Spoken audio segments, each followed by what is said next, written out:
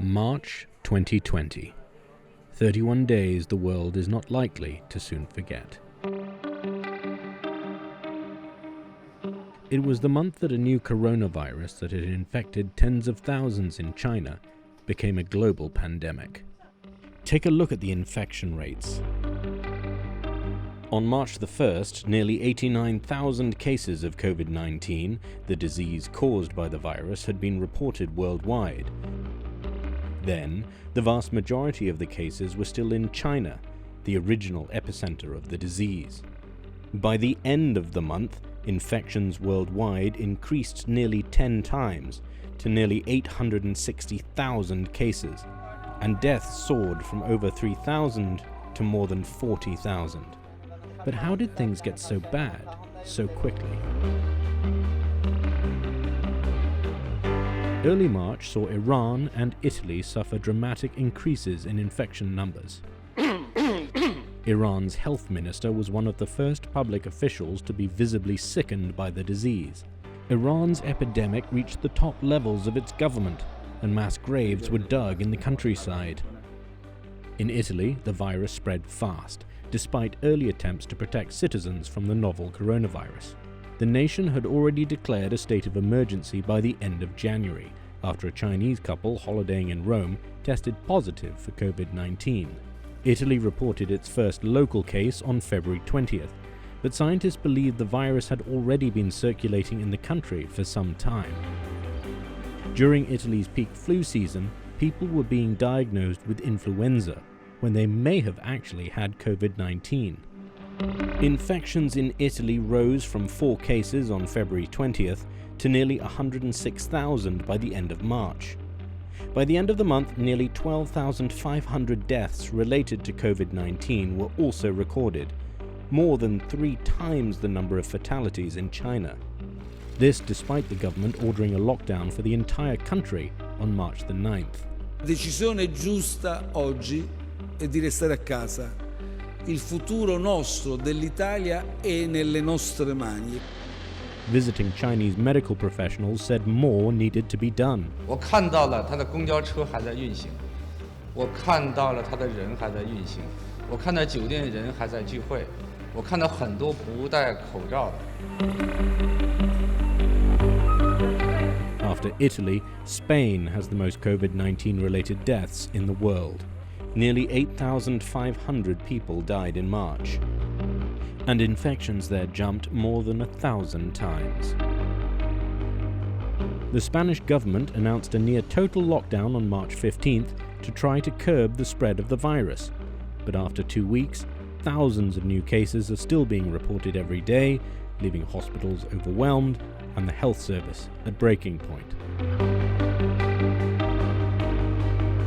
While much of the rest of Europe restricted people's movements, the United Kingdom took a vastly different approach at first. In early March, Prime Minister Boris Johnson and his top medical and scientific advisors said it wasn't necessary for people to change their habits. They hoped to stagger the rate of infection in the British population so as not to overwhelm the public healthcare system. But the government soon changed its tune. A study by Imperial College London showed that the death toll for their strategy could reach as high as 250,000. As the number of new cases accelerated, Johnson was still only encouraging people to self-isolate when sick and to practice social distancing. Restaurants, pubs and entertainment venues remained open until finally on March 20th. We are collectively telling cafes, pubs, bars and restaurants to close tonight as soon as they reasonably can and not to open tomorrow. By then, nearly 4,000 people in the UK had tested positive for COVID-19. In the following days, Prince Charles tested positive and then Johnson himself became ill, running the government via video conferencing from self-isolation. Over the course of March, infections in the UK went from 36 to over 25,000, and from 0 fatalities on March the 1st, the country saw nearly 1,800 succumb to the disease by the end of the month. We're talking about very small numbers in the United States. We've all done a very good job. That was President Donald Trump at the beginning of March, when there were 158 cases of COVID-19 in the United States. In 2 weeks, infections had risen to 9,197. Despite mixed messaging from the White House, the government did finally urge people to stay at home if they or a family member showed symptoms of the virus, and to limit gatherings to no more than 10 people.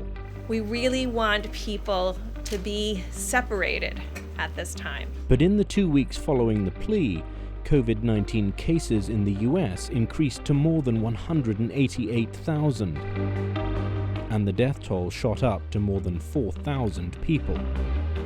President Trump backtracked from a plan to return America to work by Easter after his task force projected as many as 2.2 million Americans could die from COVID-19 if more action wasn't taken. The better you do, the faster this whole nightmare will end. Therefore, we will be extending our guidelines to April 30th to slow the spread. As global COVID-19 cases surged in March, life began to slowly return to normal in mainland China. The number of new infections and deaths plummeted in the country, with the majority of new cases being those imported from overseas.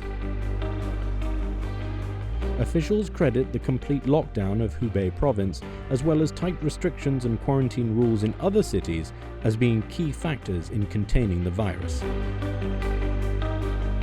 For many other countries still struggling to stop the spread of COVID-19, the next several weeks are crucial in determining whether April will be better than March.